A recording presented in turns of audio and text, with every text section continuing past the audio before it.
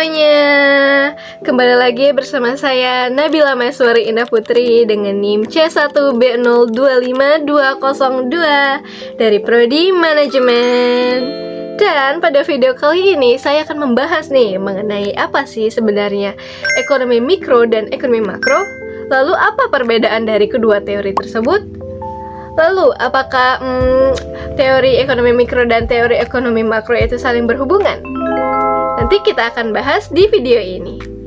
Dan video ini khusus dibuat untuk memenuhi tugas mata kuliah ekonomi makro dengan dosen pengampu Ibu Sri Ningsi SEME. Oke, stay tune ya, kita masuk ke dalam videonya. Cus! Tapi sebelum itu kita tentunya harus tahu dulu nih, sebenarnya ilmu ekonomi itu apa sih? Jadi, ilmu ekonomi adalah ilmu yang mempelajari mengenai tingkah laku manusia dalam mendapatkan dan mengelola sumber daya alam yang terbatas. Namun, keinginan dan kebutuhan manusia itu tidak terbatas, sehingga munculnya namanya ilmu ekonomi. Baiklah, kita masuk ke pembahasan ekonomi mikro. Sebenarnya, apa sih ekonomi mikro itu? Jadi, menurut Mary M. Merchant dan William M. Snell, ekonomi mikro merupakan kajian terkait individu, rumah tangga, dan perusahaan pengambil keputusan dalam proses ekonomi. Jadi, secara sederhananya, pengertian ekonomi mikro adalah ekonomi yang berfokus pada hal kecil, seperti permintaan dan penawaran barang, penetapan harga pasar, serta biaya produksi di tingkat perorangan ataupun industri. Ini berbanding terbalik dengan ekonomi makro. Menurut Sadono Sukirno, ekonomi makro adalah sebuah cabang ilmu ekonomi yang mempelajari tentang kegiatan utama perekonomian secara konferensif atau secara menyeluruh terhadap berbagai masalah pertumbuhan ekonomi. Masalah-masalah yang dimaksud adalah yang pertama adalah kegiatan ekonomi yang tidak stabil, yang kedua adalah inflasi, yang ketiga adalah pengangguran, dan yang keempat adalah neraca perdagangan serta pembayaran. Dan masih banyak lagi. Baiklah, kita masuk ke dalam tujuan dari ekonomi mikro dan ekonomi makro. Yang pertama adalah tujuan dari ekonomi mikro. 1. Memahami bagaimana harga terbentuk melalui permintaan dan penawaran. Contohnya adalah harga cabai naik saat pasokan berkurang. Yang kedua adalah menganalisis kegagalan pasar yang menyebabkan ketidakefisienan. Contohnya adalah monopoli harga di pasar yang membuat harga menjadi mahal. Yang ketiga adalah menjadikan pasar persaingan sempurna sebagai gambaran pasar ideal. Contohnya adalah pasar tradisional dengan banyak penjual dan harga yang hampir sama. Tujuan dari ekonomi makro berbeda dengan ekonomi mikro, yakni untuk mengatasi berbagai macam masalah di sebuah negara yang berkaitan dengan perekonomian nasional. Tujuan ekonomi makro yakni yang pertama, menjaga stabilitas perekonomian, yang kedua adalah menciptakan lapangan kerja, yang ketiga adalah neraca pembayaran seimbang, yang keempat adalah meningkatkan pendapatan nasional suatu negara, dan yang kelima adalah mengontrol laju inflasi, dan masih banyak lagi. Baiklah, kita masuk ke dalam ruang lingkup ekonomi mikro dan ekonomi makro. Jadi yang pertama adalah ruang lingkup ekonomi makro. 1, yakni pengeluaran agregat. Artinya total semua pengeluaran dalam suatu negara. Misalnya, yang pertama adalah uang yang dipakai masyarakat untuk berbelanja, uang yang dikeluarkan oleh pemerintah, lalu uang yang dikeluarkan atau dipakai oleh perusahaan untuk investasi, dan uang dari ekspor dan impor, dan lain-lain. Kalau total pengeluaran ini kecil, ekonomi bisa lesu dan banyak pengangguran. Kalau terlalu besar, bisa menyebabkan harga naik atau inflasi, jadi keduanya harus seimbang. Selanjutnya, ada tingkat kegiatan ekonomi. Ini melihat seberapa banyak barang dan jasa yang bisa diproduksi suatu negara. Kalau produksinya banyak, berarti ekonomi sedang baik-baik saja. Kalau produknya sedikit, berarti ekonomi sedang melemah. Dan yang terakhir adalah kebijakan pemerintah, yaitu cara pemerintah mengatur ekonomi supaya tetap stabil. Ada dua caranya.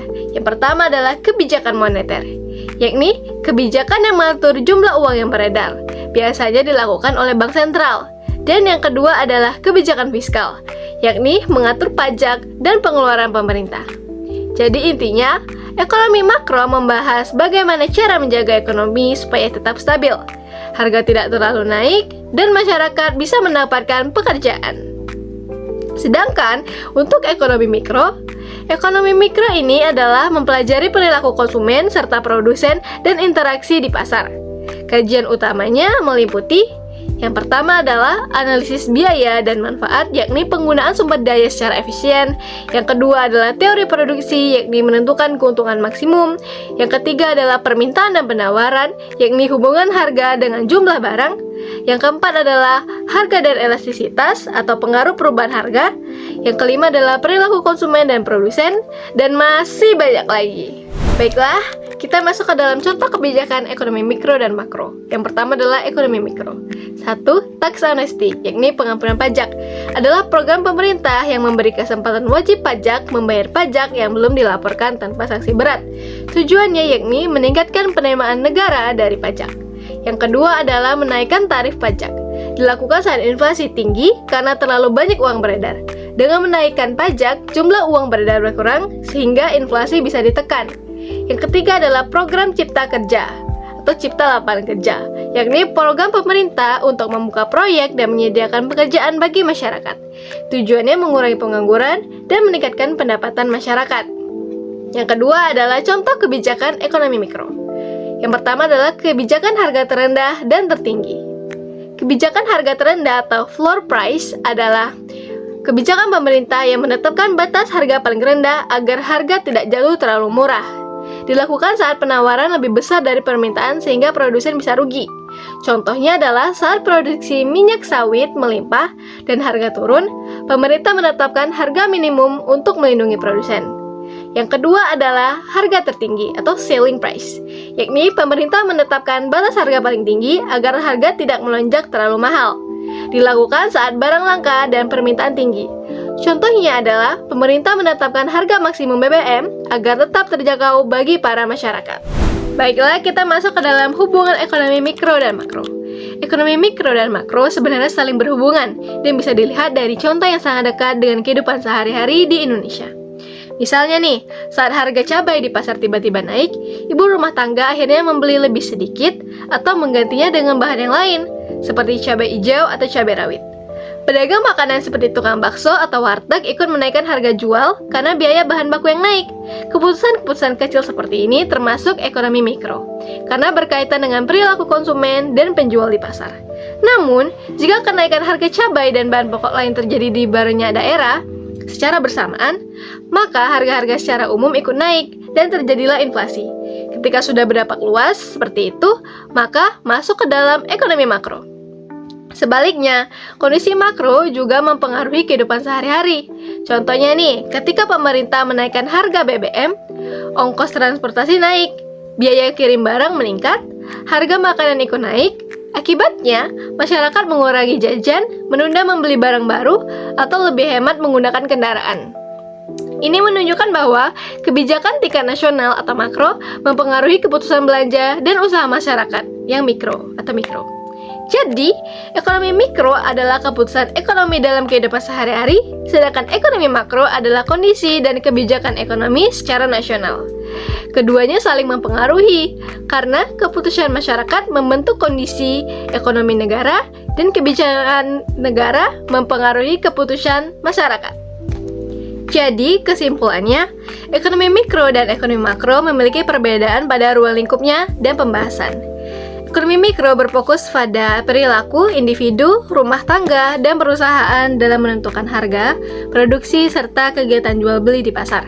Sedangkan ekonomi makro berfokus pada kondisi ekonomi secara keseluruhan dalam suatu negara, seperti inflasi, pengangguran, pertumbuhan ekonomi, serta kebijakan pemerintah.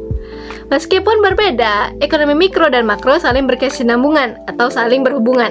Aktivitas dan keputusan di tingkat mikro akan mempengaruhi kondisi ekonomi secara makro, dan kebijakan serta kondisi makro juga akan mempengaruhi perilaku ekonomi di tingkat mikro.